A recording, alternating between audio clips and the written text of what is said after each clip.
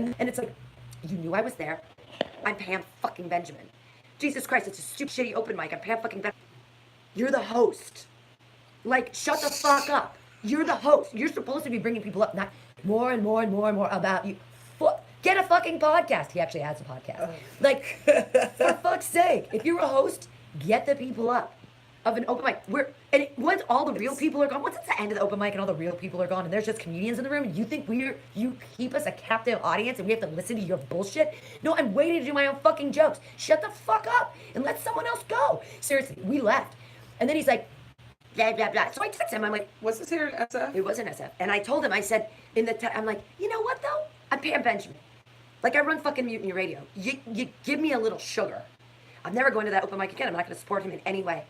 He fucked me. We spent over $30 at that fucking bar. And he wants to keep doing jokes. It's like... Well, it seems like he's a little entitled son of a bitch. Well, he has a really big ego and thinks he's really, really funny. It's his show. If he wants to stand up on stage and say, fuck the police for 2 hours, that's fine. But I'm just never going to go back there. I'm not going to support him in any way. Because you fucked with me. You didn't let me go up. He knew I was in the room. Because we had a little talk back and forth. Because I was starting to get frustrated because I was a little drunk. And I've been sitting there forever. I've been sitting there for like an hour and a half. An hour and a half.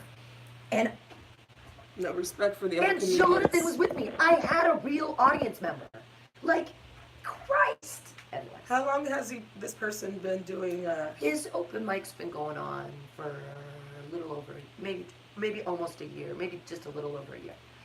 He thinks it's a great open mic, but the thing is that he's got a bunch of young comedians who are new, that are his little acolytes, that kiss his ass and lick his butthole and tell him, you're so talented, you're so great. I'm like, where are my fucking acolytes that tell me that I'm funny and great? When I host a show, I fucking move the show along, except today, it's the Alta cast. So this is where we get to do whatever we want.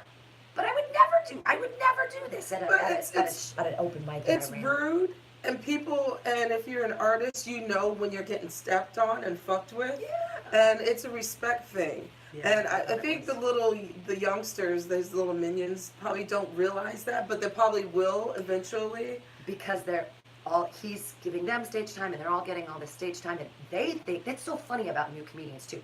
Hey, I'm almost 8 years in, so I've been doing it for 8 months, and I they found me funny around their water cooler. Well, but they're not.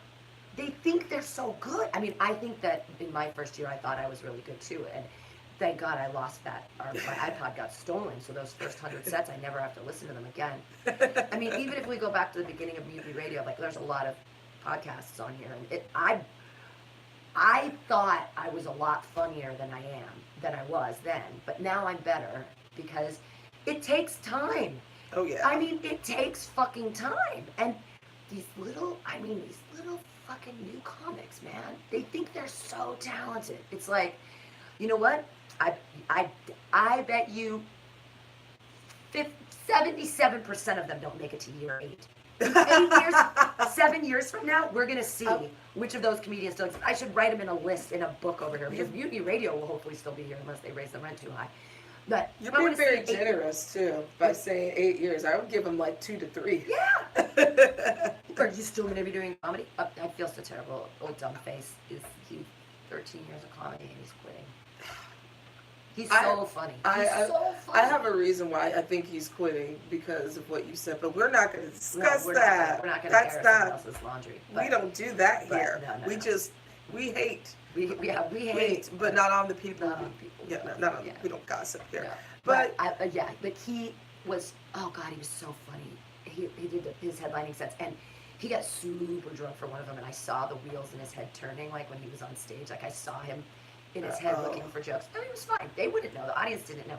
He was great. He did 4 50-minute shows. I mean, that's pretty dope. I know. That's longer than an HBO special. Yeah, he was great. And I'm really sad that he's quitting because he's like my comedy guru. Person. I hope so. You know, when you were talking about the comedy community here in SF, so I think I told you I've been taking improv again. Yes! Yeah, which that I notice I'm so much more comfortable with rather than stand-up. Because I do have my moments at stand-up, but I feel like, okay, improv is my thing. Yeah. But doing it in contrast compared to Chicago and here, oh my God. People here are so PC. Like, people had to, in class, people had to ask about, okay, I don't think we should do this one because we might be offending people with MS. Okay. Oh, what? Okay. And then there's, you make fun of those funny, shaky motherfuckers. yeah, Michael J. Fox. Oh, but he has Parkinson's. Oh, that's right. But MS Sorry. makes you shake too. Yeah, they're all shaky to me. Shaky. And then there was another skit we did where we were someone. So there was a scene where both couples didn't have any teeth. Oh, that's cute. That's cute. And it was about to roll into something like a little bit more like, oh, that's funny, like blowjobs with no teeth. Something like that. Sexy. But yeah, but then someone's like, we don't want to offend. I was just like, this is not offensive. This is talking about if we roll on to people being stupid with no teeth or a trucker with no teeth. I've lived that life. Sure. Okay, so there's nothing offensive. No exactly. I There is love nothing math. offensive. I love math. Trucker. It's hard to say. Trucker mouth. Yeah. Trucker mouth. And so it was just like, I have a show coming up on the 20th. Oh, how wonderful. What day of the week is that? Can I come? Yes, it's going to be Thursday at Endgames. Awesome. On the 20th. Awesome. I will send you information. Thank you. I'd love to see you. And I'm going to start playing a lot more, but I am not going to be soft and PC. You know, the thing is, I will have to tap dance a little bit, so I already know what's no, don't tap dance. That's racist. Bring the play. Bring the play. You can tap dance for the man. Tap, tap, tap, tap, tap, tap, tap, tap, tap. Tap dance on George W. Bush's grave. Oh, not W, H. I'm not going to do it. I'm not going to do it. It's just, I mean, Chop up broccoli. Any people with money, power, and influence can go fuck themselves. Yeah. Like, I don't care. And including if you're in comedy. I mean, it was just like, I was so taken aback. Like, okay, I know this town can be very soft and PC, but come on, this is comedy. Comedy is an outlet. Yeah. And you know, as adults, if you're a compassionate adult, especially in this field, you know where you have to stop. But the whole point of being an artist is looking at the values that society holds dear and then lambasting them, like saying that's what we're supposed to do. We're supposed to look at racism. We're supposed to, with comedy, we're supposed to take the lens, the comic lens, and put it into places where we need to look at this stuff. We need to talk about feminism. We need to talk about systematic misogyny coming all the way down from the White House. We need to look at women, couldn't even have licenses. Remember the 50s? Wasn't that long ago. Black people, women, not a lot of rights. That was the other thing. Make America great again. I tried to point that out to somebody, why that's racist. Because they didn't get it. It was my Uber driver. Now, first, my Uber driver was taking me to the airport at 4 in the morning. Oh my God. Took a 5:20 flight back here. So I could be here at 10 o'clock for a show. Anyways, my Uber driver, I thought, he's a little older than me. I can respect this guy. We're talking about the good old days and stuff. He looked 55. He was 42. He was younger than me, and they look old. But I was trying to explain. Oh my God! I was trying to sort of explain racism to him, or why "Make America Great Again" is racist. He said it's not. "Make America Great Again" is about. He said it was about immigration, and I was like, okay, which is racist too. But I was like, I tried to explain to him that when you say "Make America Great Again," you're throwing back to a time. It was post-World War II, where everyone got a home, but women weren't allowed to drive, and black people were still segregated. So when you say "Make America Great Again," you're saying that let's turn the clock back to a time when white male privilege was king still, and where that meant that you were entitled to all of these gifts of America, a home for cheap, but not a car, the others. but not the others, because take care of your women, but they. Not that women can take care of that themselves. bitch when she's acting up. Right, yeah. Be heavy-handed with your whore. I mean, your wife. I don't know. There's a contract once you're married that says that you have to have sex all the time, whenever they want. But those were the times when marriage meant consent. When the piece of paper meant, for women, that you obey. You obey. You love, honor, and obey. But that was Make America Great Again. So I was trying to point that out to him, and he just couldn't get it. He was like, no, it's not about that. It's not what he was saying. And I'm like, but whether he was saying that or not, that's what that evokes. For the rest of us, when we hear that, I see people with white hoods. Yeah, well, it harkens back to a time when that was accepted and behavior, and we can't, we've moved past it, but we still have to acknowledge it, and then it's being brought back. And people are trying to now people are trying to whitewash it. And trying to they don't want to talk. No, it wasn't. It's just no. Make America Great Again was no. It's the thing is just like I get it. People have their own ideas of like what patriotism is and what America means to them. But honestly, when you say Make America Great Again, that leaves out a whole influx of people. Yeah. And the fact of the matter that I'm sorry, this fucking retard, this fucking retard. Who's younger than you? Wasn't that funny? Yeah. Who looks old as fuck? See, he was like, he looked old as fuck. See, notice that too. Most hateful and stupid motherfuckers look old as fuck or fat as fuck because they don't take care of themselves. Well, this was the other thing I learned about Arkansas. I was told that it's safer to drink Coors Light than to drink the tap water. Oh, that's bad. Fracking. Yeah. I was like, I was fracking. drinking, so I drank the tap water because no tengo miedo. But it tasted a little chlorine, absolutely. Like I could taste chemicals in it, but I couldn't, I just had to stop drinking. I couldn't drink that much. Like, that's all. Well, also, I was like, okay, so our shows were at 7:30 the first night and 7 o'clock the second night. And so we were waking up at the comedy house and just popping a beer. But it was hard for me because I was so concerned about the shows. I didn't want to get too wasted. Be irresponsible. Right, because I wanted to be a good comic. So, and then when we got back, like, I was like, yeah, I haven't had a drink in a while. I don't really want to drink anymore. Like, I kind of want water. Like, I want to hydrate. Water. But I did drink quite a bit of beer. Coors of all things. Well, that's what I mean. I was drinking IPA, but Poach got the Coors. Of course he did. Yeah. That's the thing. It's see. This is why when you don't having clean water is something that you should have, and this is the part where I just get into these red states that don't vote for their interests. They care more about gay fucking than they do about clean water. That they're that's ingesting. Stupid. That's dumb. It's ass backwards. It's ass backwards. That I tried to understand it, and I continually try to understand how people can thrive on hate, on saying it's the other. It's all their fault. It's those damn immigrants' fault. It's those immigrants. We're a country based on immigration. We are an immigrant nation. That's what we were built on. Some Read of us a are. fucking book.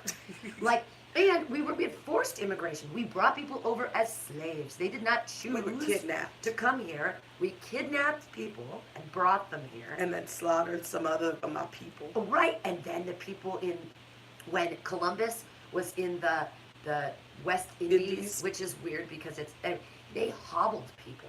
They didn't want them to run away, so they break one of their feet, one of their ankles, so that they could never run away.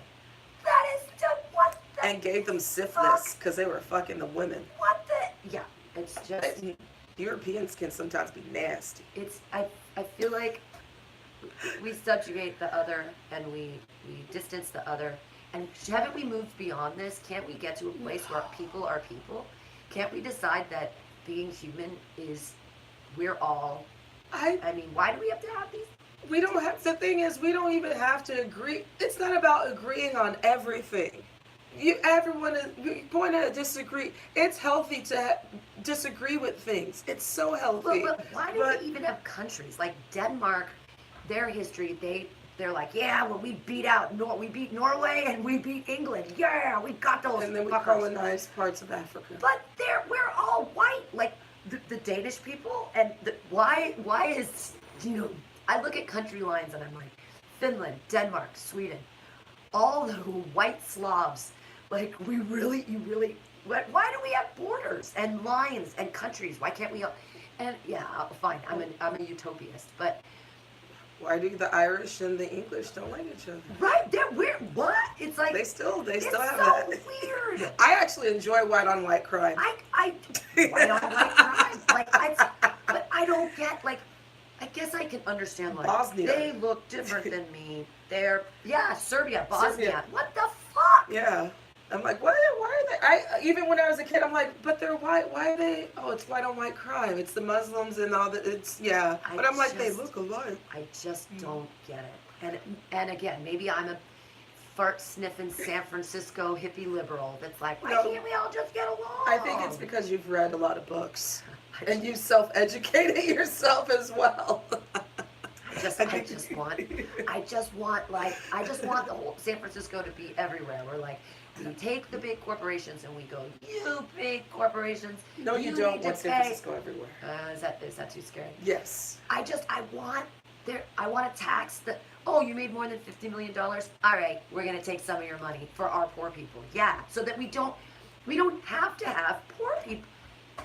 I'm such a Marxist. I always do. I'm a realist. I just hate everyone equally. You can all burn in hell if all I care. That's the anti-humanist perspective, yes. which is save Mother Earth, kill yourself. There's actually a movement called anti-humanism. Really? Yeah, hell yeah. Oh shit. Anti-humanism. They're like, save the Earth, kill yourself. You're the number one problem to the Earth being alive is you and me. We, all of us. If we all just kill ourselves, the world would be so much better. That's actually really funny. Yeah, it's anti-humanism. It's a real thing. We love reading the precepts. I actually started feeling this way like over a decade ago. Like I think it was like after like going to summer camp, my like senior year in high school, when I started to become prejudiced against everyone. Because I'm like, I notice I don't like white people, nor black people, Asians or Latinos, and some of you Europeans can go fuck yourself too. And it was because the camp that I was getting bullied, and I noticed I was getting bullied by everybody. So I decided to be an equal opportunist hater. Hell yeah. But I mean, the thing is, hate participate. But the thing is, you know, there's things about California I dislike.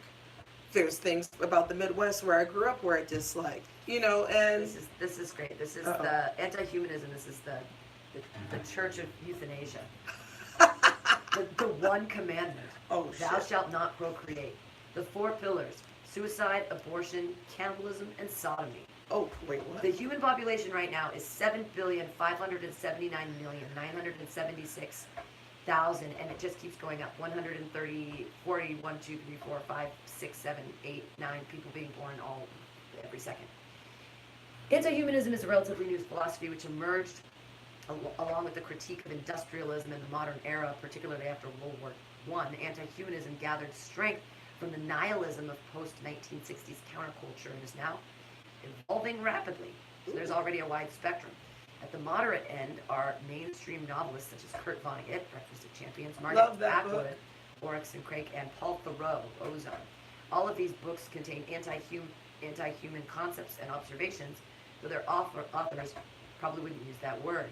There are also many anti-human movies, too many to list, that at a minimum are Eraserhead by David Lynch, THX1138 by George Lucas, and Soylent Green. Oh, I saw that one. I love that one. At the extreme end are actual organizations such as the Church of Euthanasia, the Voluntary Human Extinction Movement, and the Gaia Liberation Front. Yeah, absolutely, dude. Save the planet, kill yourself. That's the You know what's funny is, okay, we just named a couple of my favorite things in that list. Yeah, sure. Because I love Kurt Vonnegut. Sure. Breakfast of Champions. And then Soylent Green is the shit. Mm-hmm. I love Margaret Atwood, absolutely. Yeah. Too. And, this is their poem. Save the planet, kill yourself. Greetings.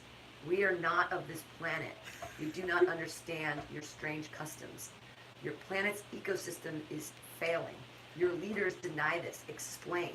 Your leaders deny this. Your leaders deny this. Your leaders deny this. Why? Do your leaders lie to you? Why? Do so many of you believe these lies? Explain your strange customs. Why believe these lies? Save the planet. Kill yourself. Save the planet. Kill yourself. I love it. I love these guys.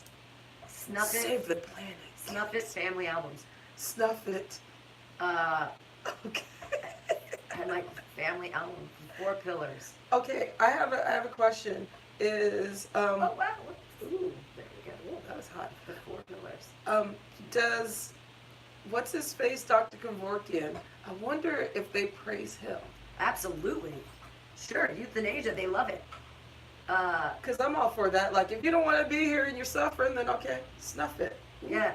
If you visited us before, here's what new. If you haven't, try starting here. Welcome. There you But go. if you encounter things that shock or offend you, don't complain to us because you've been warned. I like to watch the plane coming in, audio, video, booklet, and lyrics. And there's I'm sorry. it's 9/11. If you guys, Photos, take a peek at our family album. there's a 9/11 Did plane sperm crash. wind up somewhere it shouldn't? Call 1-800-584-9911 right now for emergency contraception. Hurry! You've got 72 hours. Driving drunk? Take off your seatbelt. I love these Oh people. my God, this is comedy within itself. I love it. I love what they're doing here. The sperm, Yeah. she Sorry. swallowed. Sorry you're here, as they say. This domain serves to collect a few resources that may be interest to Ashers, people with the Alt Suicide Holiday News Group and its numerous offshoots, generally concerned with the individual's right to die. Documents on this site are provided for reference only. If you are actively suicidal, you should explore all your options, including options like dying or getting psychiatric support. In particular, do not assume that any information on medical matters or suicide methods is necessarily accurate. It's hard to compile such information in a society that opposes suicide, and so much is hearsay. If you wish to publish something here or archive an Ash-related site that's no longer active, including your personal websites of Ashers, I don't know what an Asher is, maybe becoming Ash, that might be possible. What is here? I want it. The original Alt Suicide Holiday News Group. This is Wow. chronic suicide support. I'm like, what does it tell you how to Kill yourself? Yeah. I mean, I think we kind of know. I would like my email to be posted as a warning to others. Regular over-the-counter drugs are absolutely fucking terrible to kill yourself with. You need copious amounts of the drug that's, if it works. It doesn't work, it's just so painful. Oh, if it doesn't work, it's just so painful. If you choose to poison yourself, do it right. Go with paracetamol. Going with paracetamol is one of the dumbest decisions to make. Just because it's available doesn't mean it's the best option to off yourself with. Oh my God. This is very helpful stuff. It's yeah. Anti-humanism. Go check them out. Church of Euthanasia. So don't kill others. Just kill yourself. Yeah, save the planet, kill Kill yourself. yourself. I particularly, this Friday, I'm at a wedding, but Zach Wiseman is on Fantastic Comedy Clubhouse, and he has a bunch of suicide jokes that I find very, very funny and not offensive. He has one of them where he says, if you're going to kill yourself, like, really kind of fuck with people, but, he's like, I want to jump off a pier he wants to jump off a pier with, lead, with cement on his feet, but he also wants to have a noose. So, like, one of these things is completely unnecessary. Obviously, I butchered his joke just now, but he has all of these. Why jump off the Golden Gate Bridge? Why not jump onto the Golden Gate Bridge? He's a roadway. It's ample distance to kill yourself. Plus, if you land in the street, you're gonna kill yourself every time. Like, if you jump off the bridge, you can live. If you jump off. There have been people that lived. Yeah, I love Zach Wiseman's jokes. Come to Paradise's Comedy Clubhouse this Friday. Well, also talking about this stuff is like, it's therapeutic. Like, I used to be suicidal at I've one been point, there. I make fun of myself. I don't want to go to that deep, dark hole, I wish people who were evil could try to kill themselves more, but you can't kill evil. And George that's H. Bush. That's the problem, is that when what we see as evil, they don't. That's I've gained. I'm in therapy now, but I've gained a new compassion. Yeah, free therapy every Tuesday from 10 to noon here on Spiritual Psychology with Renee McKenna. You should listen in. You could listen to my therapy from yesterday. It was fucking good. We did this Feed the Demon thing, which is this Buddhist thing, where we dealt with, like, the voice in my head that's what we got rid of it, but it was the mean voice in my head that tells me that I suck and that I'm stupid and not good enough, and it's so trite. I'm sorry. That person. I'm just so like a white lady, like, oh, my life is so unfulfilling. First world problem. Yeah, first world problems. I just killed. I let my demon go. I didn't kill my demon. But people kill themselves over those problems. Sure, absolutely. Yeah, the pickle dick in my head that's like, you're dumb. You. Basically, we went through like all this. It's my shame and disappointment voice, and the reason that it was there was that I needed to use that to, and it sounds convoluted, but it's the way I was protecting myself.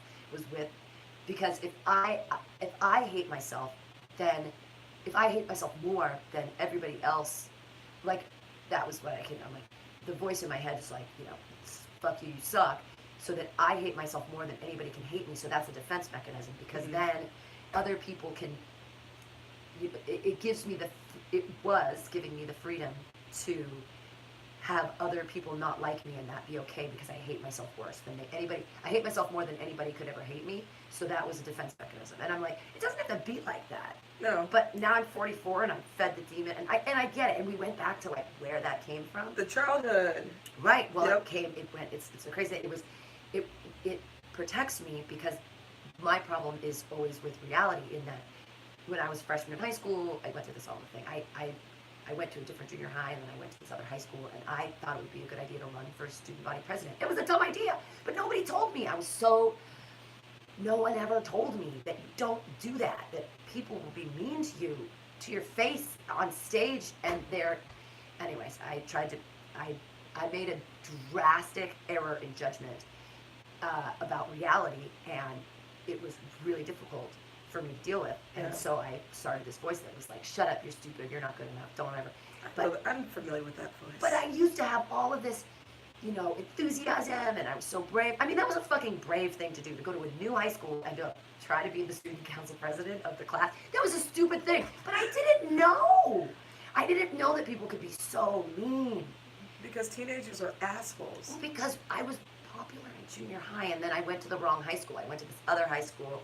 Instead of the feeder high school from the junior high where I was popular and I had friends and people liked me, I had to go to this other high school, and people didn't like me and I tried to make friends the wrong way. I tried to make friends by being like, I'm cool, let me be your leader. And they're like, fuck you. You threw yourself out to the wolves too soon. And they were literally wolves. That was the name of the school. It was the wolves.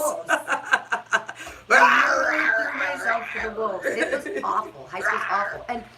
And yeah, I was suicidal, and I tried to kill myself when I was 17, and all that crazy stuff, because I wanted to be with Jesus. There's so much weird shit that made me who I am, and that's okay. Yeah. I have to look at that and be like, well, I wouldn't be who I am now if all of those things wouldn't have happened. But isn't it funny when you go deep into that dark locked box that you put away in your mind, and you're like, I'm going to leave it there and not open it ever again. But when you open it up, you kind of realize, like, especially as you've gotten older, you're like, okay, this is a part of me. I haven't thought about this in years, but this is kind of where a big part of me came from, and why I had to fight to get out of that box. Why I have social anxiety and fear of large groups, and why I always am scared of people not liking me, is directly linked to things in my childhood with people not liking me. Like, and of course now I'm like, oh, people don't like me, blah, blah, blah. But people do like me. Yeah. A lot of people like me. I'm such a fatalist, where I'm like, everybody hates me, nobody. It's like, there isn't a no. Latoya, you're my friend. You're my friend. Yeah.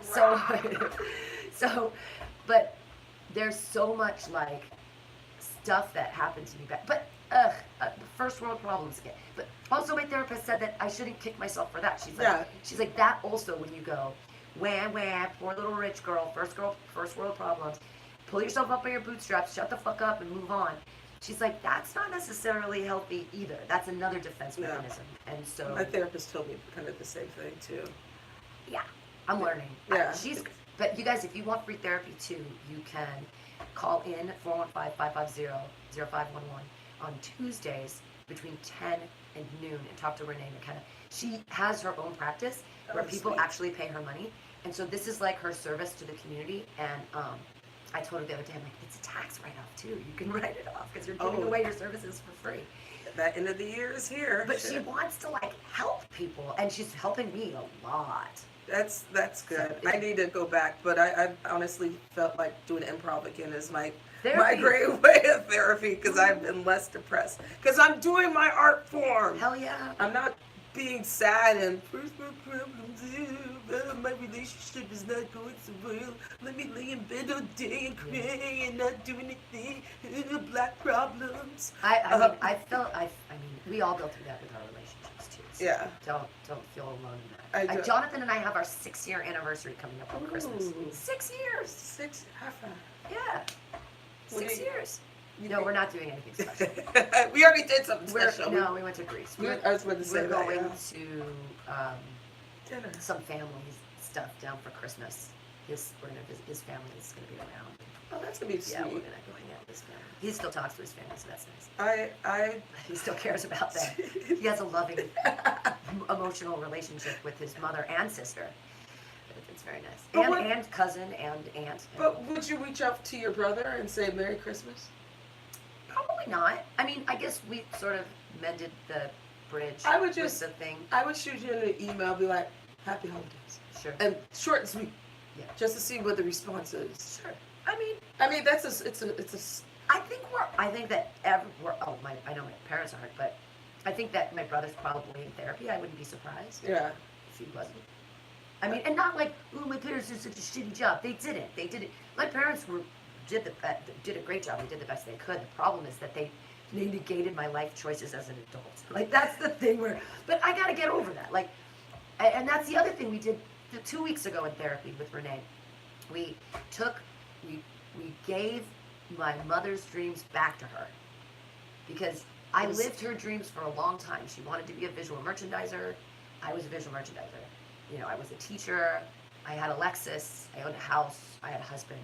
Everything was quote unquote perfect. And now you have your freedom. And I left those. I lived her dreams with unbeknownst to me. I did that. And then I decided that I was ridiculously unhappy and unfulfilled and I didn't like it. And so rather than be a regular housewife and have a baby and then like ruin their life with all my dreams, I decided to go live my life the way I wanted to. And these are all choices I've made, and these are all where I am today is due to the choices that I've made, that I have to own them, but I can't continue to be disappointed in my choices because I made these choices. And I can't, but it's not that I'm disappointed, it's that I'm channeling the supposed disappointment of other people onto myself. Yeah. But who the fuck cares? I don't have time to shoulder other people's disappointments in me. Fuck you. Like, I'm too busy trying to be alive and you know, I can't. I think people take advantage, especially when it comes to parents sometimes, that, you know, as long as you're getting in trouble, getting incarcerated, having a bunch of babies, having to call your parents to bail your ass out when you're already an adult, what's the problem? What's the problem? What's the problem? Not in jail. Exactly. I mean, it's the thing, it's like, to me, those 4 things, I'm like, okay, I'm doing good, and I can hold a job, or I have my own business, you know. And I hold on to my Marxist principles in that when I die, there ain't gonna be nothing to give on to anybody, because I don't even have kids. But it's that only cats. It's only cats. It's the thing, and I try to. I mean, Jesus did teach me a lot of good things. There is some good stuff in the Bible. You know, do not store up your wealth on earth for you know, do want riches in heaven. But I'm not going to store up riches on earth. I don't believe, fundamentally, I don't believe in money. Like, I think that money is bad and that we worship it. Things and stuff are not necessarily important. And it makes me crazy, and I feel terrible because I saw a guy today who had no shoes on. This is the 2nd day in a row. It's motherfucking raining, and there's a guy with no shoes. Now, my shoes have holes in them because they're not done yet. They're about to be done, but this particular pair. I got a hole in my shoe too. Yeah, but when I walk through, I live by Union Square. When I walk to wherever and I see somebody with a box of shoes and I know that they're $400 shoes, and I see a person with no shoes, and I go, what the fuck is going on? Like, that we have, that the concept of $400 shoes makes me angry. And there's $1,000 shoes. $1,500. There's $1,500 shoes. That's when it gets ridiculous. But this makes me fundamentally, like, sad that we have people, and even that live in this neighborhood, or there are people that have nothing, and there are people with lots of stuff. I babysit some kids that have so many clothes and so many shoes they could never wear them all.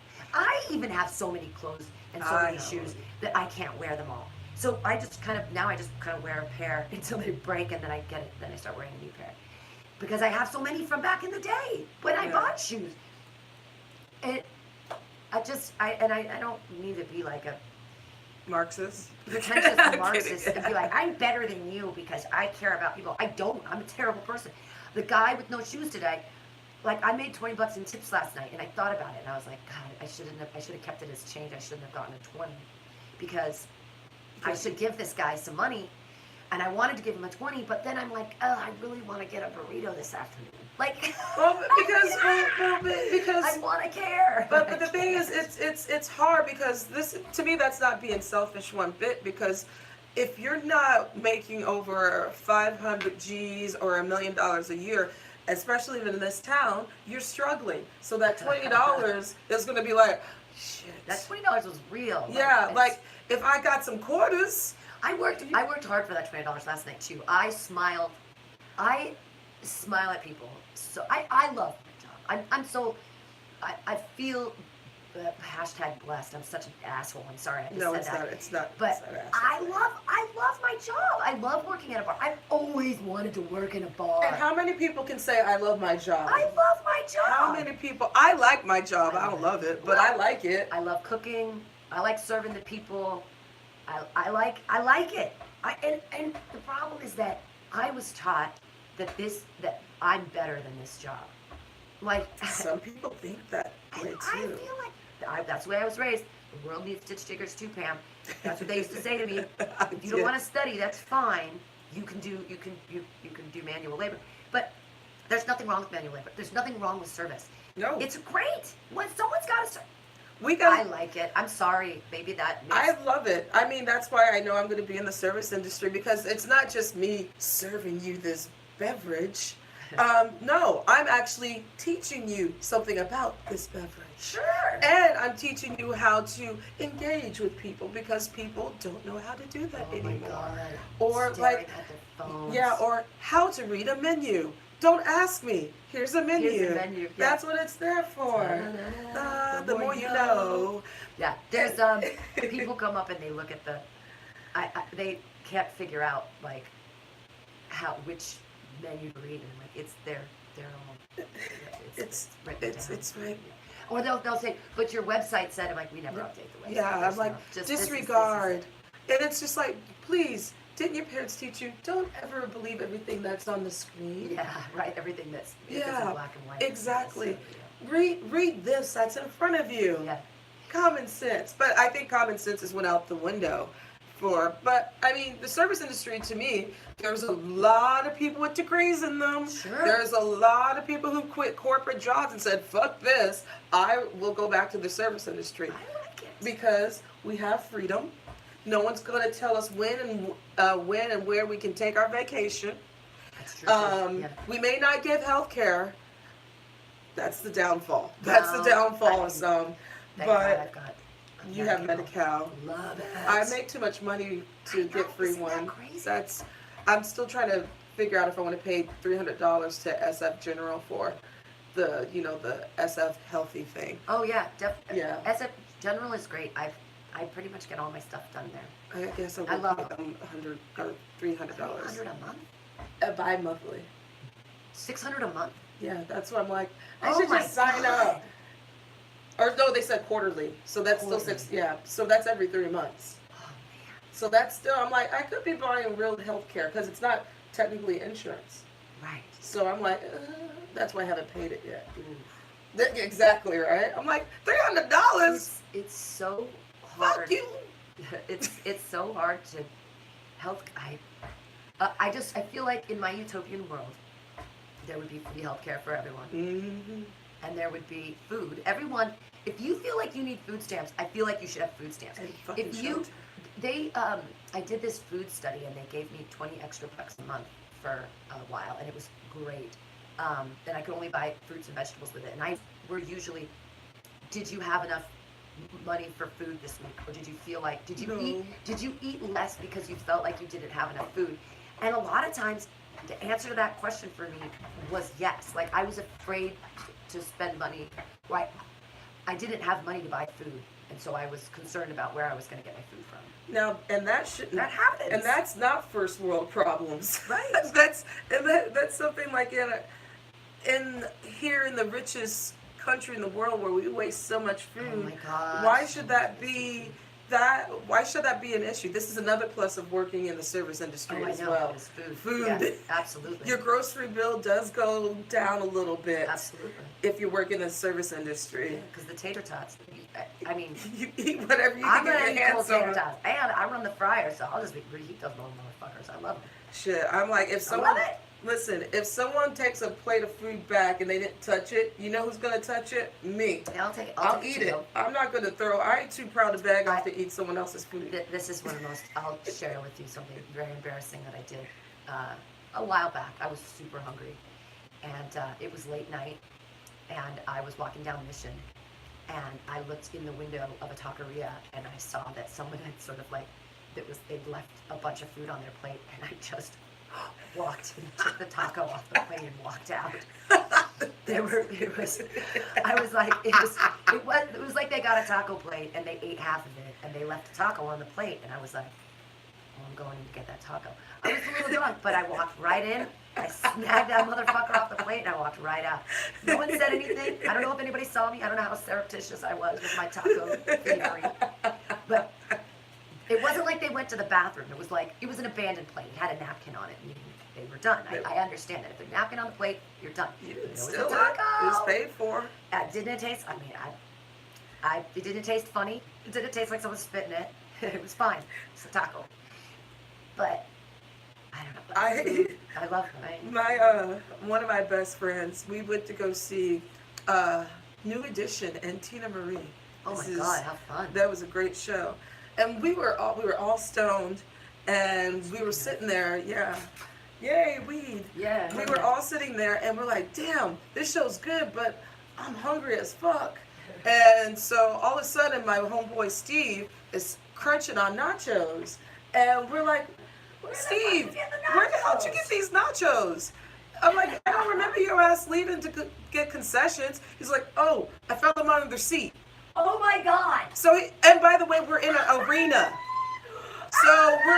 So he's eating someone's crusty, cold ass nachos at Allstate Arena in Chicago. I'm like, you nasty motherfucker. I mean, okay, there's one thing I won't do is dip.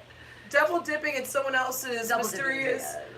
Come on. Now, eating a taco or like, ooh, there's a part of this burger someone didn't eat. You can cut around it. But nachos, you can't cut around that shit. Baba ganoush hummus? No. No, don't double dip. No, you can't do that. Don't double dip them. I'm like, that's where I draw. That's one of the things that makes me crazy at parties. Is when I see people, and this is like old San Diego stuff, like who has parties anymore? Well, here, no, like, well, we used to have dinner parties and stuff like that, but I used to make this really great garlic aioli and put it on the bread like it's a Spanish thing, like a tapas thing. But Spanish omelet? Yeah, the Spanish, like a garlic aioli. It's basically just best fruits mayonnaise with like tons of garlic. My boyfriend made some for a Spanish omelet for Thanksgiving. Sorry, food porn. Keep going. Buy a bag. Yeah, but don't double dip on me. That's where I draw the line. French onion dip, delicious. Double dip, no, I'm done. No, because gross. That's your DNA going into, and especially if it's flu or cold season. What is it about porn when they want people to spit in their mouth? What is that about? Oh, I don't like it either. I don't understand why it's sexy either.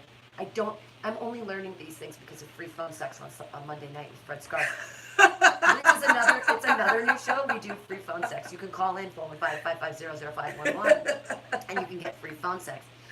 It's a lot of fun. But what is this spitting in the mouth thing? That turned one of the fantasies was like, he was like, spit in my mouth. I'm like, I don't even want to phone sex that. Ew, no, you can spit on my tits.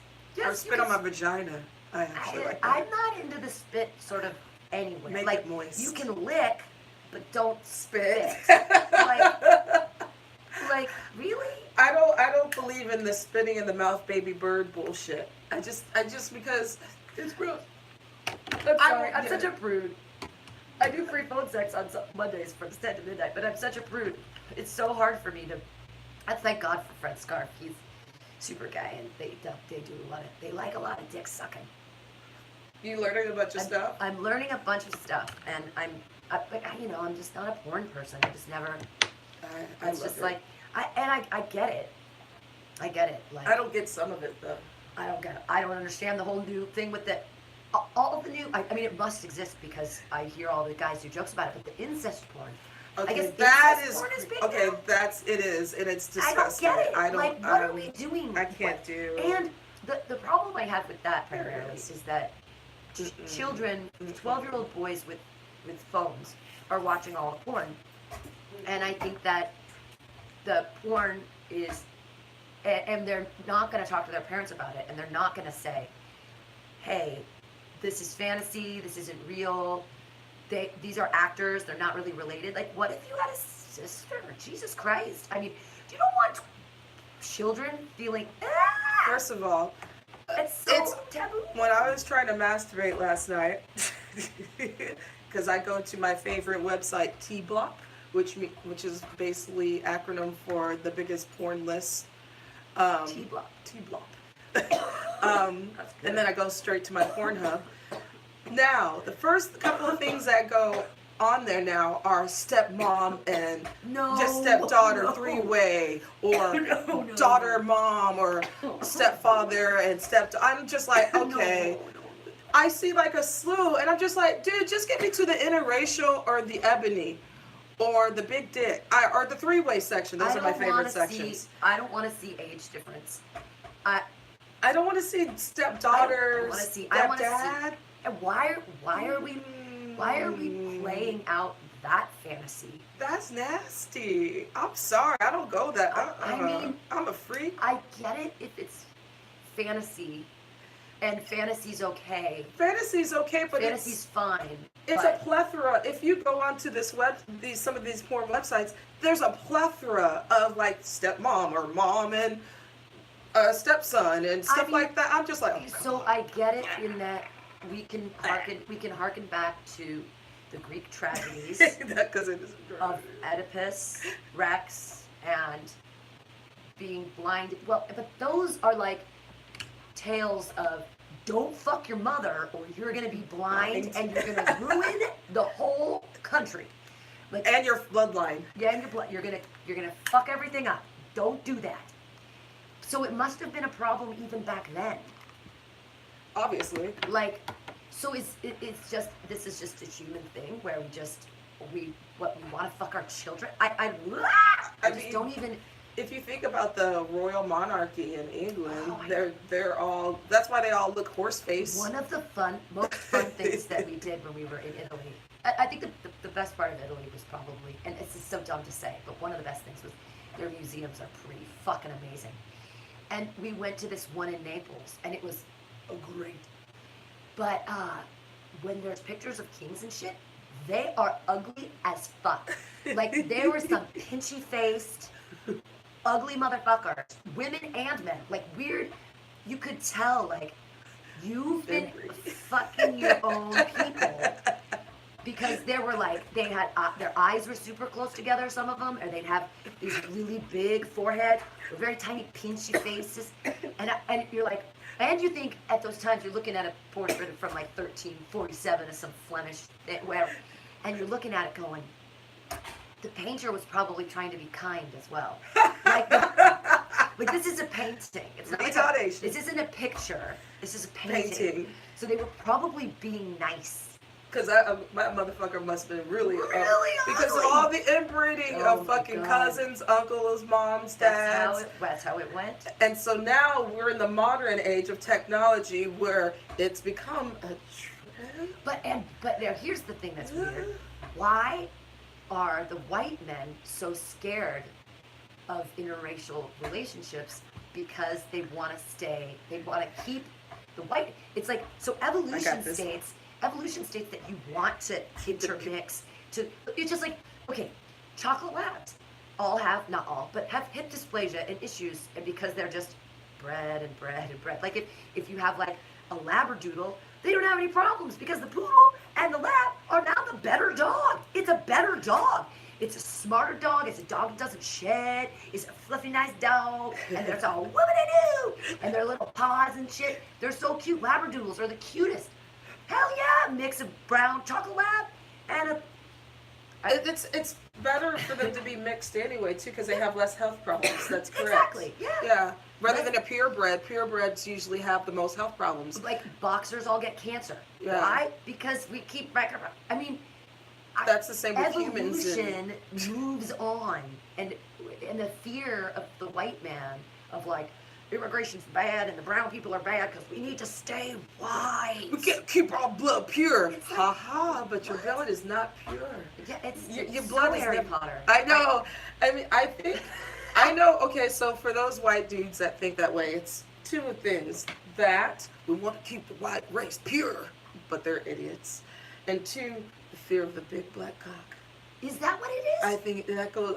I believe it's those two things, and the fact of the matter of like, They're worried about their women, yeah. And listen, my dude is white and he ain't got a tiny PP. I've seen some white dudes that have some large PPs. Yeah, but yeah, but there. I mean.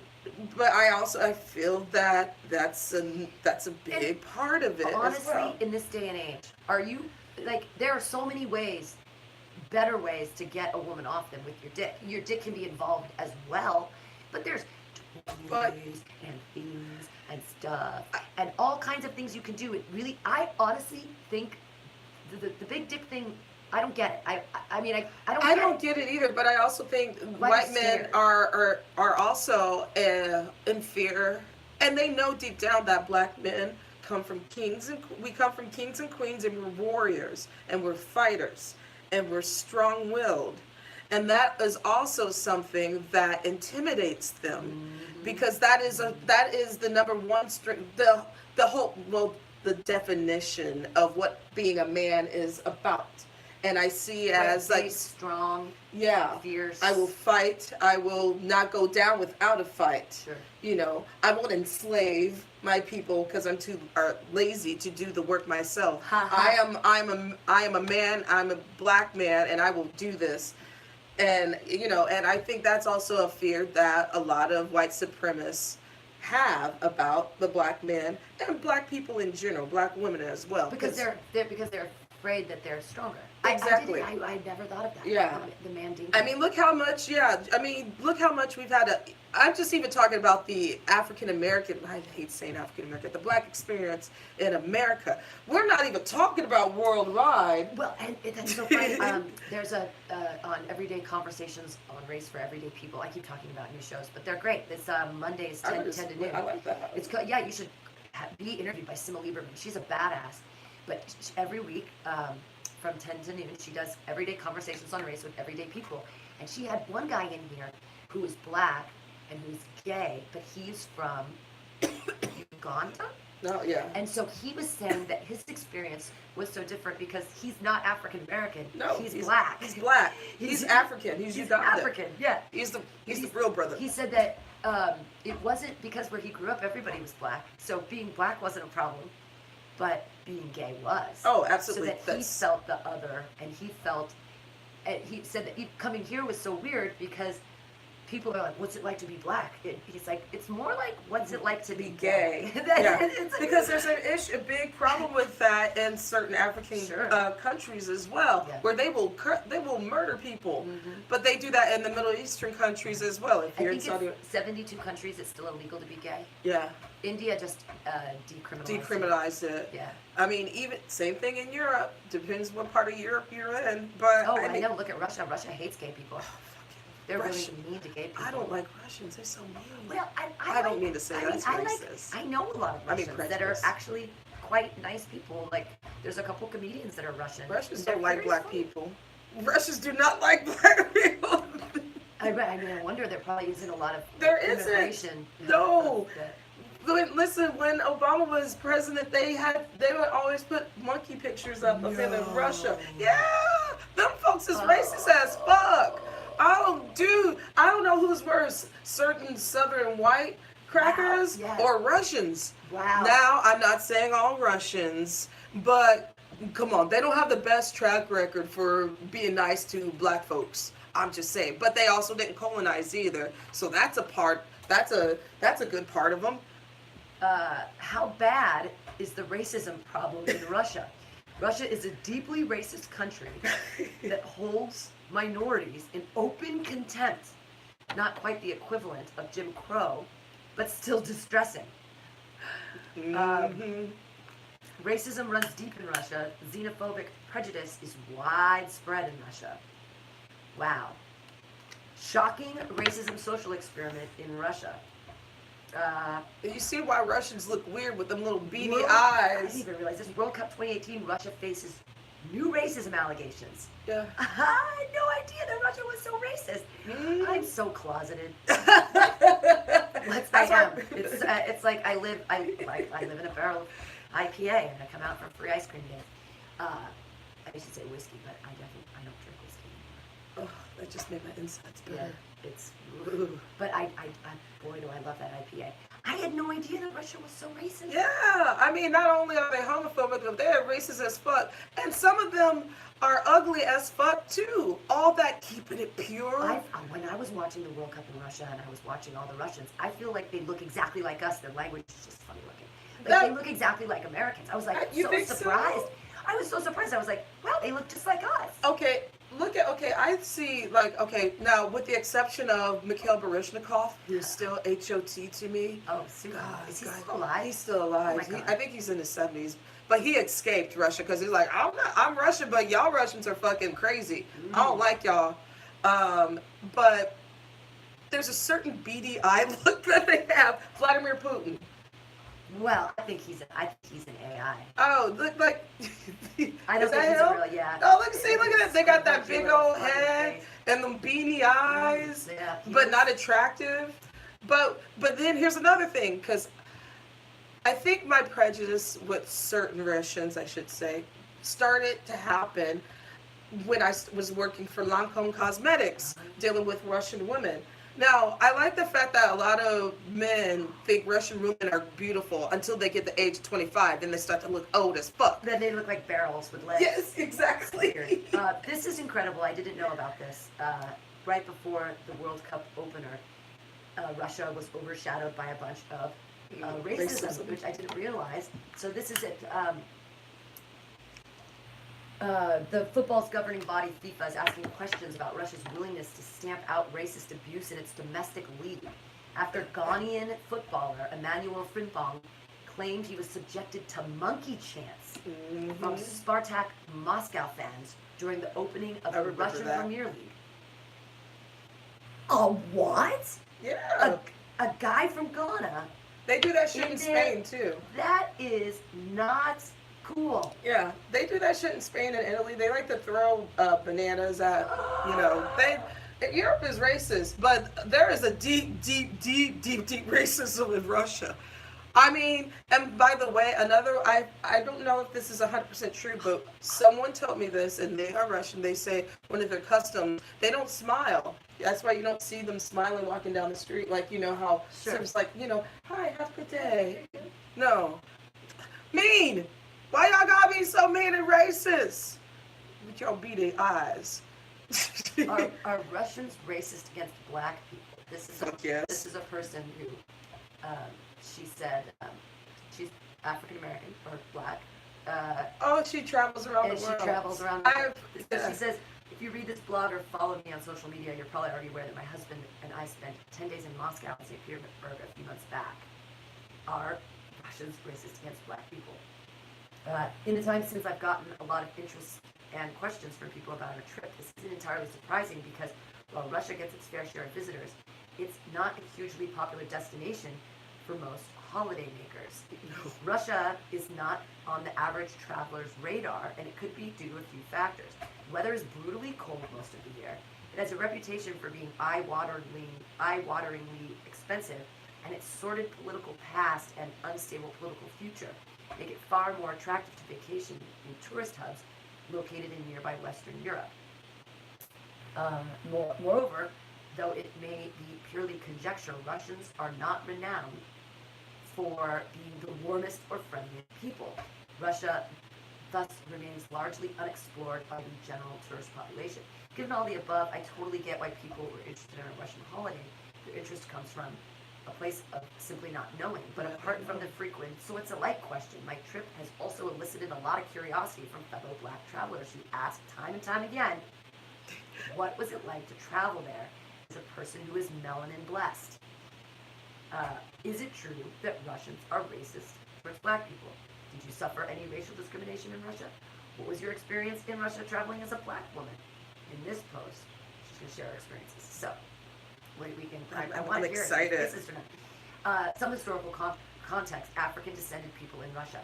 In order to understand why this question pops up so much, it's necessary to understand the history of African-descended people in Russia and former Soviet republics. In my research on the web, I was surprised to discover that black folks have long had a presence in what was known as the USSR. According to this article, hundreds of African Americans traveled to the region between 1920 and 1930 in an attempt to make a better life for themselves, as well as to escape the economic strife and racial persecution they faced in the USA. That was during Stalin's era. Yeah, I didn't realize that. Yeah, before World War II. Blacks from the African continent were far behind. This article explains why they relocated to the Soviet Union in large numbers, recruited by officials promising a free university education. The social climate for black people at the time was thus good, with skilled black laborers and professionals often receiving red carpet treatment in the form of enviable salaries and subsidized housing. Damn. This contrasts sharply with the recent depictions of race relations in Russia. A quick Google search reveals articles about hostility against blacks across the country, at which best has included verbal abuse, like the racial epithets hurled at black soccer players by fans during the matches, and at worst has culminated in outright physical violence during games on Russian soil. It's thus no surprise that black travelers of the present day are concerned about their safety and well-being while traveling in Russia. Will traveling while black on Russian soil put them in harm's way? Her experience. The short version, I had no issues at all during my time in Moscow and St. Petersburg. In fact, I was treated exceptionally well. I got a lot of love from local people. And this was shocking to me based on what I'd heard and read about relations in Russia. The long version, I felt like I was received with open arms during my stay. I got some curious looks, but none of the long, laser-focused stares I've encountered in many parts of Asia. People were extremely polite, helpful, and cordial, especially in Moscow, which is decidedly the most Russian of the two cities. St. Petersburg looks like it feels very much like Western Europe. I also found it to be way more touristy and easier to navigate as English, as opposed to just Russian language, is written and spoken far more widely than in Moscow. Here are some examples of encounters I had in Moscow that stuck out the most. Russian people, unsolicited, approached us on the street and the subway and offered to help with getting around.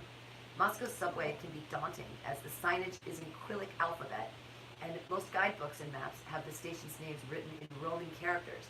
At times we struggled, but never had difficulty receiving assistance. On one occasion, seeing the look of puzzlement on our faces, a gentleman stopped, I don't know what that word is, despite his hating English, or his halting English, took 5 minutes to point us in the right direction. All right. The elderly lady in the subway car who smiled at me and patted the seat adjacent, beseeching me to sit down beside her. The security guard at the Europinski Mall, who, upon discovering I was from Canada, engaged us in an animated discussion about his love for my country. He once lived and worked in Nova Scotia. That old lady, she's like, oh, you remind me of my black friend that left. Come sit down. Come sit down. The young man working in the Adidas shoe store who treated me with care and provided me with exceptional service. He thanked me for visiting his country and implored me to explore more of it. He also lamented the fact that Russians have a reputation in the world for being bad people. The older man in the same shoe store who came in from the other end of the shop to tell me which shoes to buy. Lady, the black one's better, he said. You need shoes to run from Russian man. They're liking that melanin. So, why you should perhaps take my assessment with a grain of salt. I'm a black woman, not a black man. I would be remiss if I didn't acknowledge this. Black women that travel are less perceived a threat than black men. Blame mass media, who seem hell-bent on propagating the idea that black men are imposing, dangerous, and criminal. That's just seconded what you said. That people are afraid of black men because they find them imposing and scary, which is totally perpetuated by our media. And every time you watch the news, and there's another black man who's done something, or you look at the website, you look at the news websites, and they have all the pictures of bad things that have happened, and it's black dude, black dude, black dude. Where are all the white people? This is going back. Okay, so earlier we were talking about not gonna do it. George Herbert Bush. Okay, this correlates with the fact of like he is the one that did the Willie Horton ad in 1988. Do you recall that ad? No, it was Horton an ad. Was a who? No, not Horton. You stupid. I'll look at Willie. This is a racially charged ad propagated by the Bush campaign. Bush in 1988 was running up against Michael Dukakis, who was a Greek dude. Right. He was a Democrat as well. Yeah. So there's this Willie Horton ad that came out in 1988 during the election. We should. Yeah, looking it up. New York Times. Yeah. Bush made Willie Horton an issue in 1988, and the issue is still fresh. Yeah. Yeah, it's still fresh. Racial scars are still fresh. The whole ad put Willie Horton, scary black guy. Dukakis is going to make these scary black guys have weekends out of prison. An attack ad made by George Bush's supporters for his 1988 presidential campaign is infamous for stoking racial fears. The ad served as a precursor to the racially charged politics of today. Yeah, that piece of shit. Scary black guy. The Willie Horton episode and the political advertising that came to epitomize it remain among the most controversial chapters in modern politics, a precursor to the race issues we're dealing with right now. Let's look at it. This is an archive, so it went all the way back here. This is from November 4th, 1988. George Bush and Willie Horton. This is a digitized version of an article from the Times print archive before the start of online publication in 1996. To preserve these articles as they originally appeared, the Times does not alter, edit, or update them. Occasionally, the digitization process introduces transcript errors or other problems. Please send reports, blah, blah, blah, blah, blah. So, let's see. We're going back to the 80s. Yeah, we're going back. This is George Bush and Willie Horton. This is a time machine thing. When it came to be known that prominent advisor to Vice President Bush's campaign had once made a count of Jews in the Bureau of Labor Statistics for President Nixon, the campaign dropped him in a flash. When 5 Bush Advisory Committee members were accused of anti-Semitic activities, the campaign dropped them in a flash. But when Bush supporters ran an anti-Dukakis TV commercial playing on the fears of black criminals, it took 3 weeks for the campaign to disapprove. And when the Maryland Republican Party put the same twist in a scurrilous fundraising letter, it took the campaign 6 weeks to disapprove. Mr. Bush has, apart from the start, portrayed Governor Dukakis as soft on crime. His diffidence in disowning these extreme manifestations of his theme conveys cynicism. Worse, these events dramatize the need to control the flow of sewer money outside the official campaigns. Willie Horton is a black murder convict who raped a Maryland woman and stabbed her companion while on a weekend furlough from a Massachusetts prison. Massachusetts was wrong to furlough a murderer sentenced to life without parole. Governor Dukakis inherited the furlough problem from his Republican predecessor and eventually ended it too slowly. But Willie Horton is not unique. Many states and the federal government give furloughs. Other prisoners on furlough have committed murder. Nevertheless, Mr. Bush has flogged Governor Dukakis with the case for months. It should not surprise him that supporters carry it to extremes, nor take him weeks to disavow them. The TV commercial in question opened with a declaration that Bush supports the death penalty for first-degree murders, and that Dukakis not only deposes the death penalty, he allowed first-degree murderers to have weekend passes from prison. Then came the photos of Mr. Horton, details of his crimes, while flashing the words kidnapping, stabbing, and raping. The sponsoring committee says it notified James Baker, the Bush campaign chairman, and the commercial would run for 28 days, offering to call it off for Mr. Baker's disapproval came on the 25th day. Yeah. 25th day. He was even slower to denounce a September fundraising letter from Daniel E. Fleming, Maryland's Republican Party chairman, that warned the Dukakis-Willie Horton team. The letter paired photos of the convict and the governor with the headline, "This is your pro-family team for 1998?" The text said, "You, your spouse, your children, and your friends can have the opportunity to receive a visit from someone like Willie Horton if Mike Dukakis becomes president." Mr. Baker disavowed the letter last weekend, 6 weeks after the fact, but then contended that Mr. Bush not be held responsible. Yet in July, before Mr. Dukakis picked a running mate, Lee Atwater, the Bush campaign manager said maybe he will put this Willie Horton on the ticket. Two episodes cast harsh light on the vice president and even harsher light on the Federal Elections Commission. Presidential campaigns are supposed to be paid for with public funds. The offensive TV ad was sponsored by a committee that has spent $7 million for the Bush cause. It could do so because the commission refuses to stop the flow of funds to independent groups. Oh, this is the money in politics. If the Bush campaign wanted to stop these individual smears sooner, it could have. If the commission wanted to stop the flow of funds that makes them possible, it could have too. So that's an old article from November 4th, 1998. 1988. 1988. That's Wow. during the election. That was 30 years ago. Mm-hmm. Yeah. Wow. I was just... You're 14? I was just being done with... I was a freshman, actually. This is so funny that this was probably this time of year. Well, it was probably September or October that I didn't become the president of the class and everybody made fun of me. But it was that year. It was 1988. I went from junior high to high school. That was also the summer, I was 13 years old, that I burned my kitchen down. This is a fun story. So I burned down the kitchen at the Estrella house, the house that was across the street from the high school that day. Wow. Anyways, so it was the summer in between, and I decided to make these little Swedish deep fried cookies. Basically, it's a handle with a sprocket thing that comes out on either end. It was summertime too, and I'm making Christmas cookies like a weirdo. And if you dip this weird little handle thing with these little, they're little snowflakes on the end. Uh-huh. Shapes. You dip it in the stuff, and then you put it in the deep fryer, and then they go, and then they come off the little mold, and then there are these, and then you dust them with powdered sugar. If anyone knows what I'm talking about, that's what I'm talking about. So I know what you're talking about.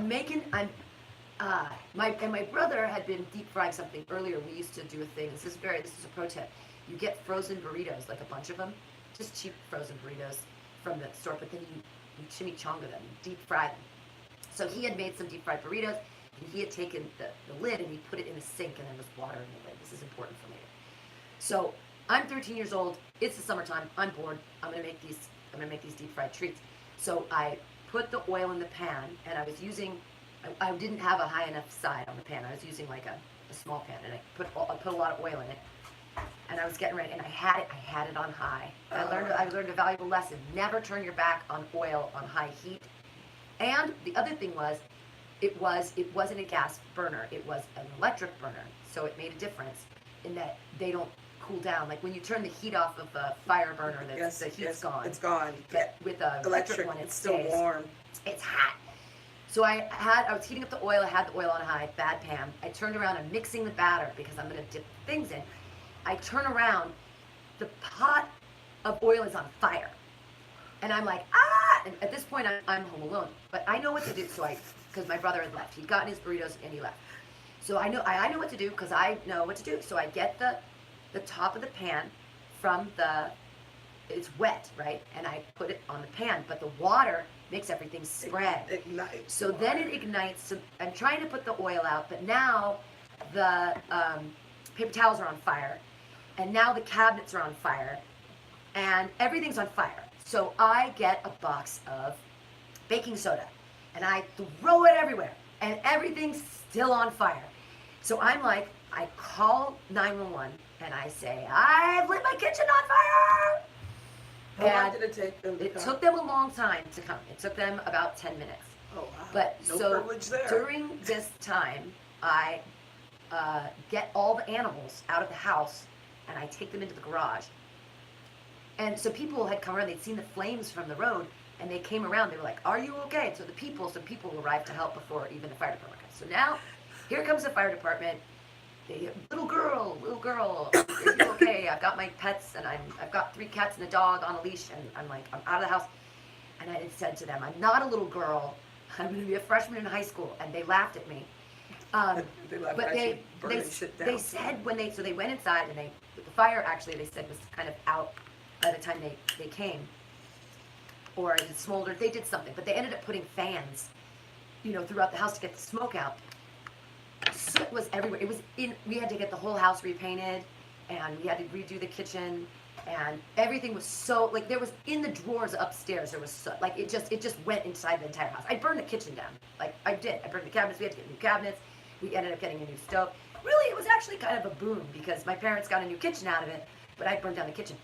But what I remember most is being outside and talking to the firemen and them saying, hey, you did everything right. They're like, we could tell. They were like, you were calm on the 911 call. Good job, little girl. And I'm like, I'm not a little girl.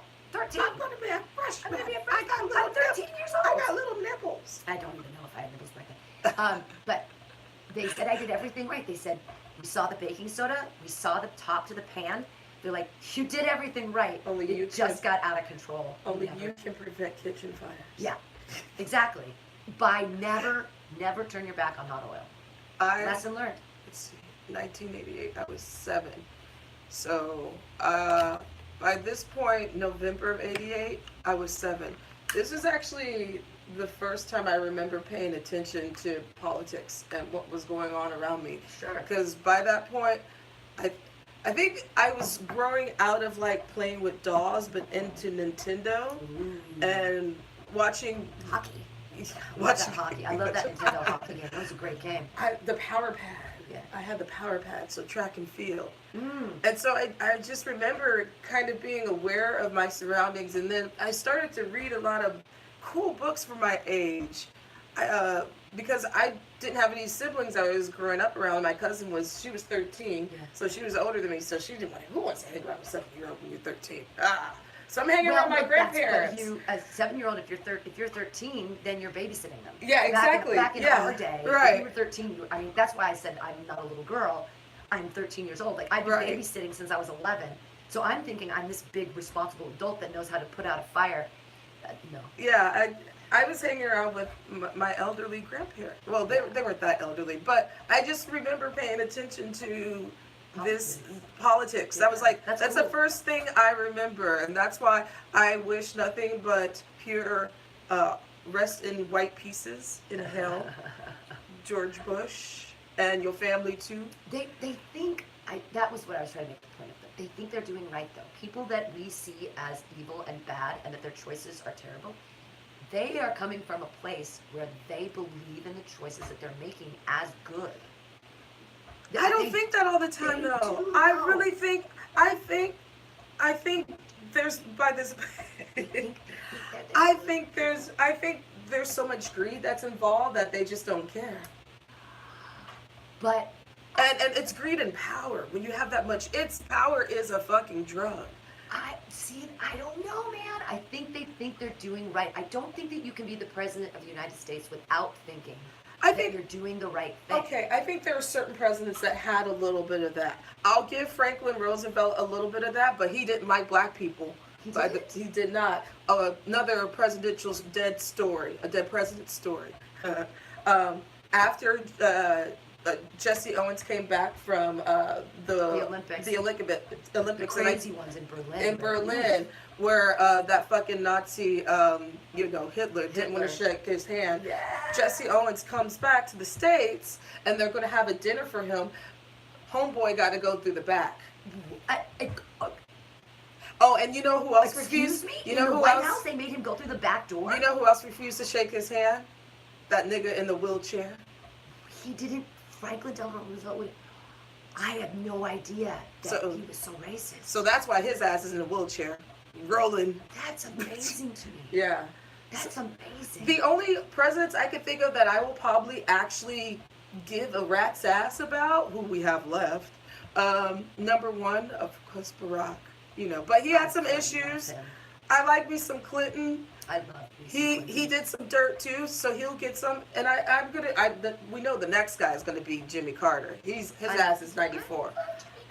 Jimmy Carter was before my time, and so, but reading about him, and especially with the fact that he does the peanut farmer. Yeah, he was going to basically legalize weed back in 1978. Oh, God bless him.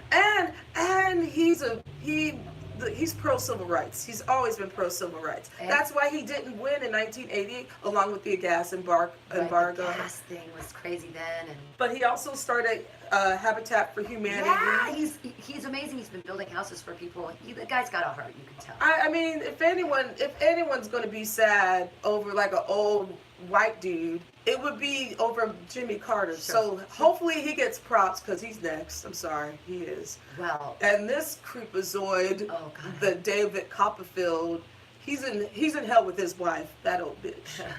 So that's my rant.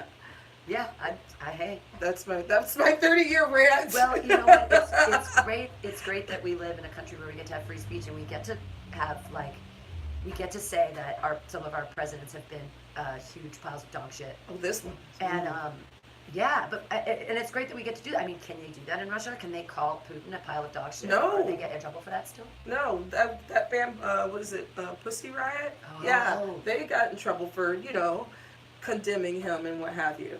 They sent their ass to jail, and now they're like exiled out of Russia. Yo, fuck that, no, because they spoke the truth about that beady-eyed fuck.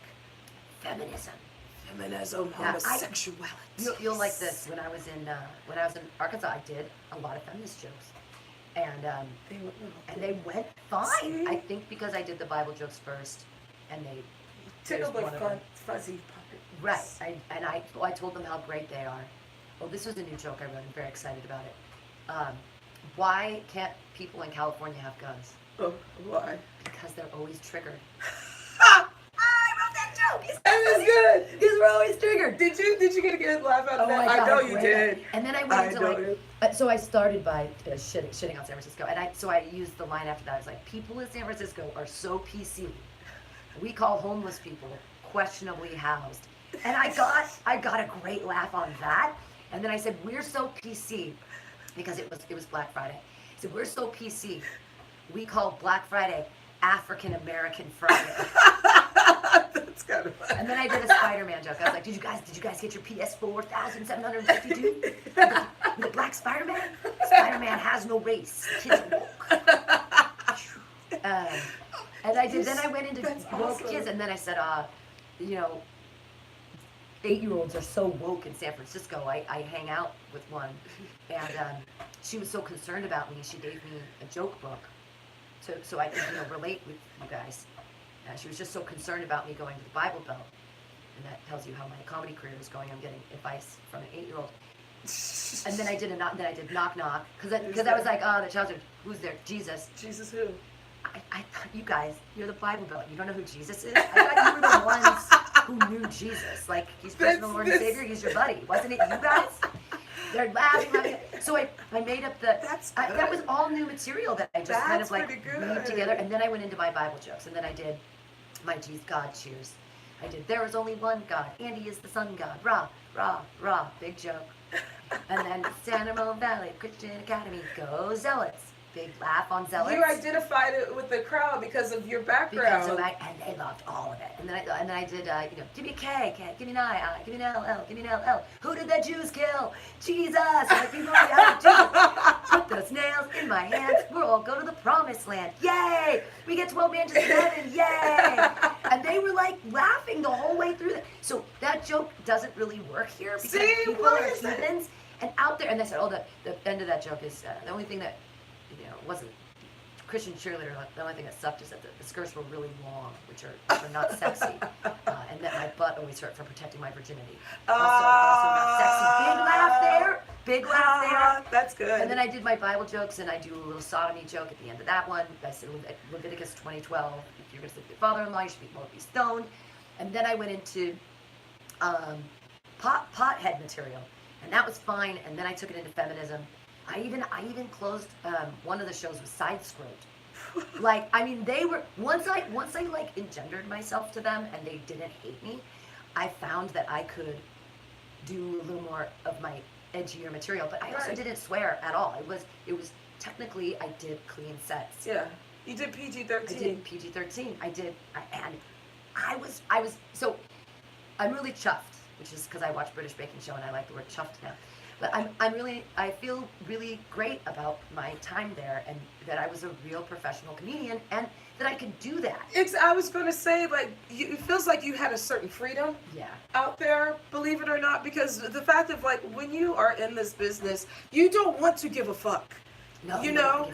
The thing is, but you have to offend yourself. You have to make fun of yourself. That's one thing. That's the number one thing you have to do. That's what we can all agree on. Exactly.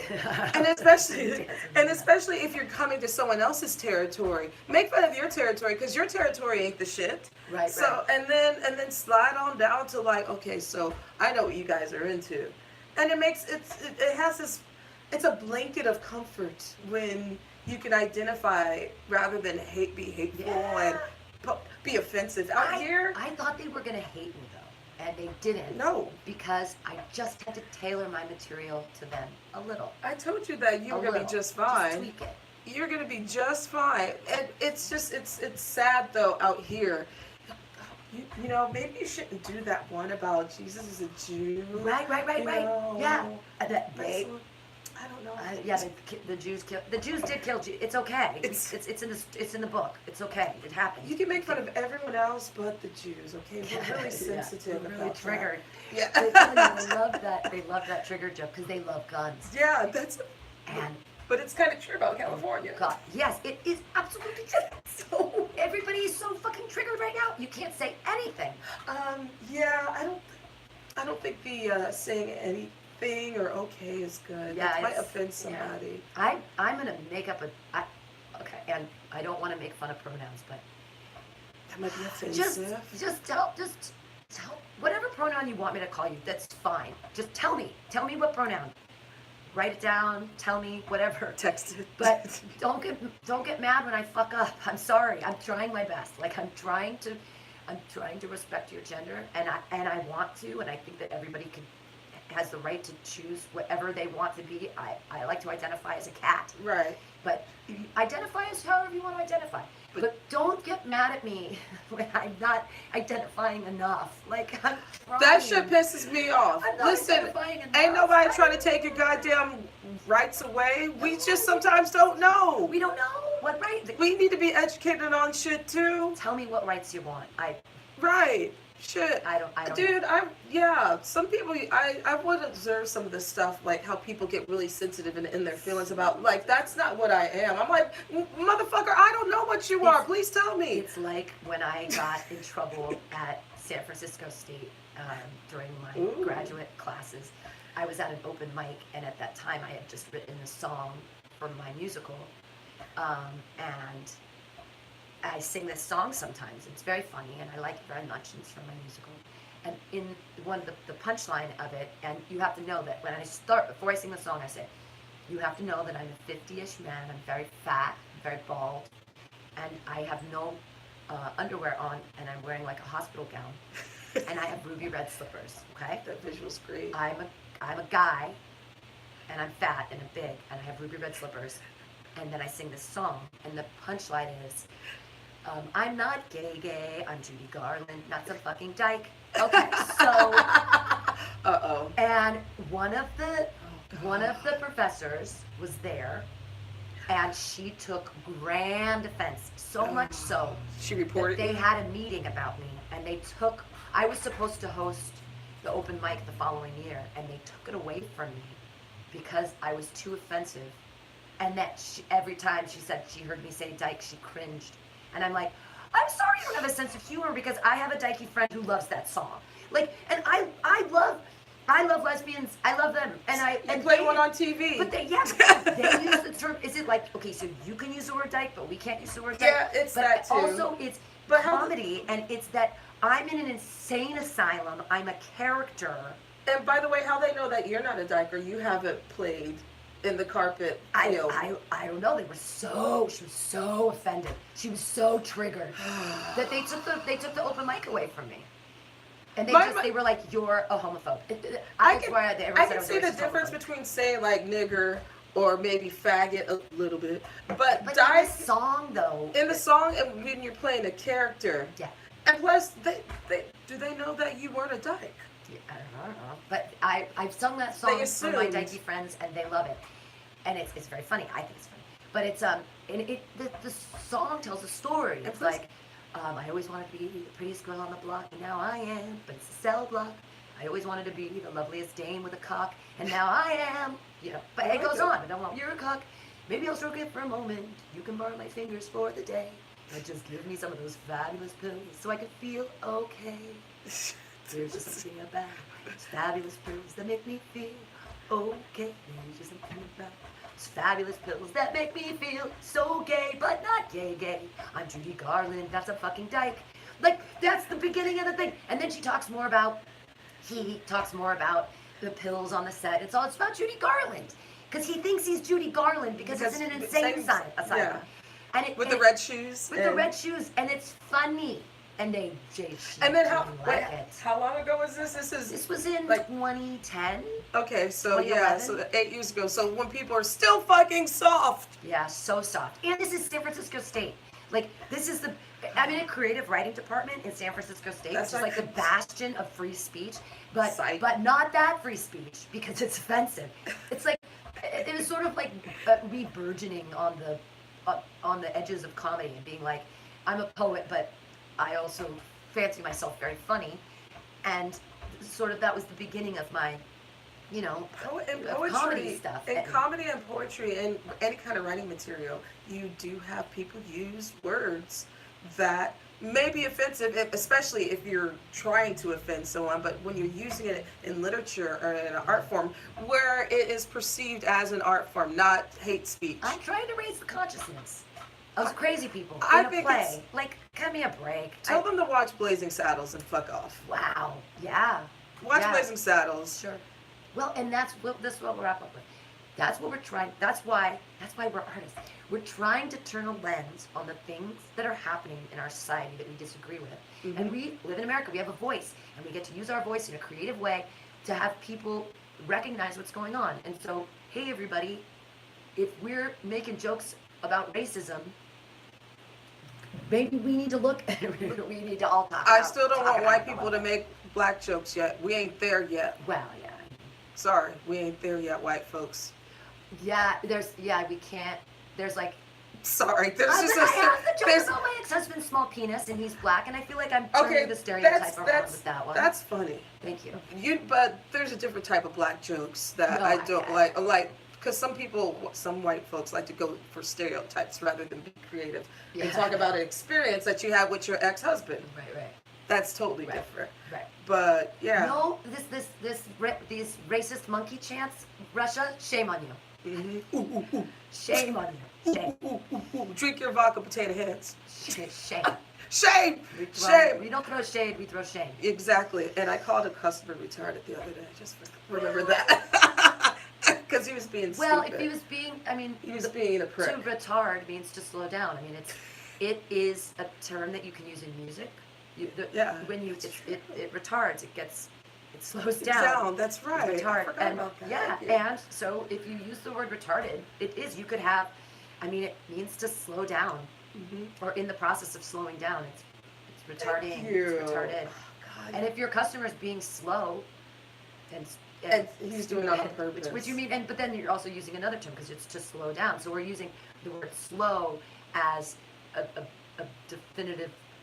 definition of one's character of smartness. So we're saying that slow means not as smart. Normal people are retarded. Sure. I retard all the time. Exactly. So am I. Right, this has been the AltaCast. Always a pleasure. AltaCast. Bye, Always. everybody. Bye. Always a pleasure. DJs. Yeah. DJs, Press new play on record. that. And then-